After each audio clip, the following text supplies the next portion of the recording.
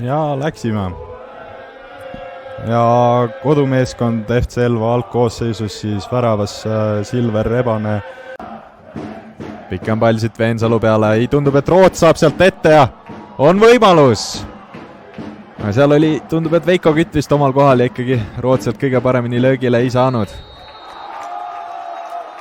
Ja käega mäng näitab kohtunik, käega mäng. Ja määrab siit penalti. No korduses tahaks nüüd hästi näha ka seda olukorda. Ja oligi käsi number 13 siis Jasper Toomas Kanter seal. Ja annab vile. Laasner ja kindlalt. Ja kindlalt. Ken-Lo Laasner. No selle hooaja 13. värav juba esiliigas. Kui meie siin alles oleme jõudnud omadega 14. vooru, siis see on juba põhimõtteliselt iga mäng üks värav Ken-Lole keskmiselt.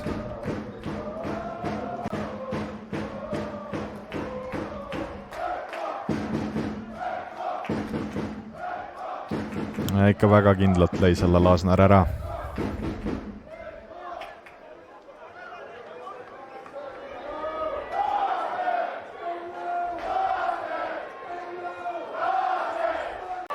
Kui siin Raudmäe vastu ta saab ette võtab Raudmäe ette, läheb löögile ja posti.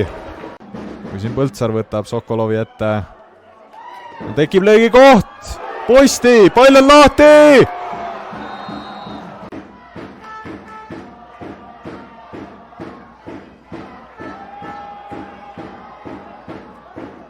Ja saab siit Velko tulla.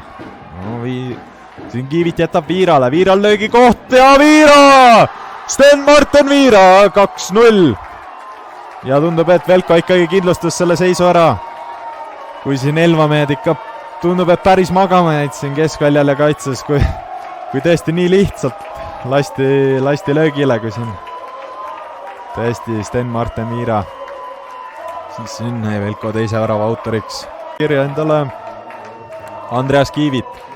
No tõesti liiga lihtsalt lasti see mees löögile ja no päris kenasti madal löök sinna taha posti juurde ja väravahil väga suuri võimalusi seal ei olnud.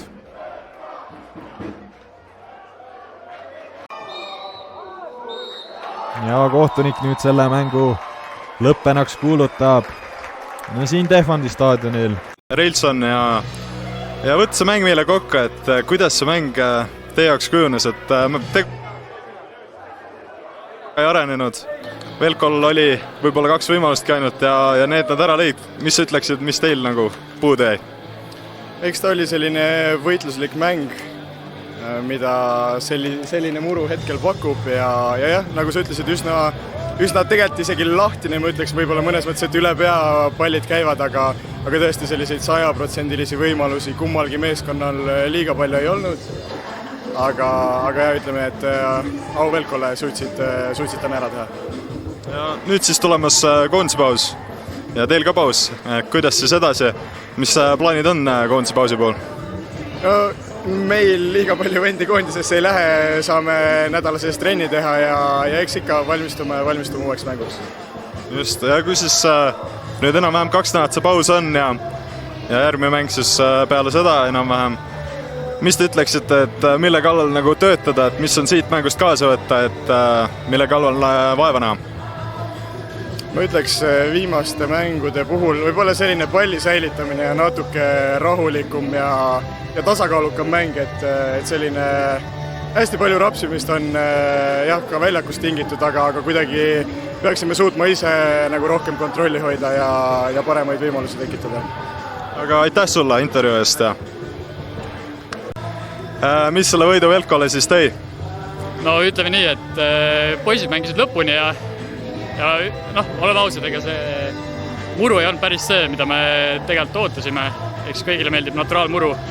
Aga ütleme nii, et jah, mängisime lõpuni, konkreetselt olime ja eks me lõpuks lahendasime ära. Neid võimalusi tõesti väga palju ei olnud, ise sa vahetusest tulid kohe ka nii-öelda, see tuli ka tulemus ja lõpuks siis 2-0 võit, aga mis sa ütleksid, kuidas siis, mis tundega siis see mäng tekitas koondise pausi lõpuks? väga magus, mul ei ole midagi öelda,